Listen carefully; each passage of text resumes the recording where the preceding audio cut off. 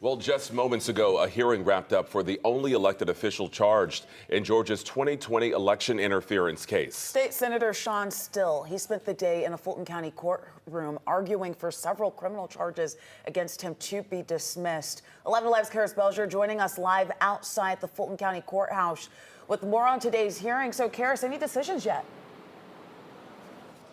So we did not hear a decision from Judge McAfee yet today. I want to mention things wrapped up just a little bit ago.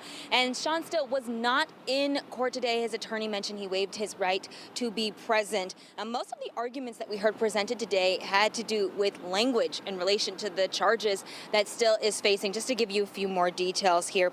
So some of the charges Still was charged with include impersonating a public officer and forging documents. Now, one of the biggest charges against him pertains to his alleged involvement in signing a certificate falsely declaring former President Trump's victory in Georgia and designating himself as one of the state's qualified electors. And his attorney argued the definition of public officer, also the definition of a document in relation to these charges, was too vague to warrant Still being charged with these crimes.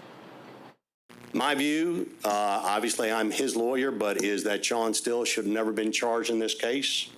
And I now want to present to the court the 4 legal reasons why the substantive counts against him should be dismissed. Still's attorney spent quite a bit of time getting into the weeds of some of the language here. I'm going to break down a little bit more of that and what we heard in court coming up on 11 Alive News at 5.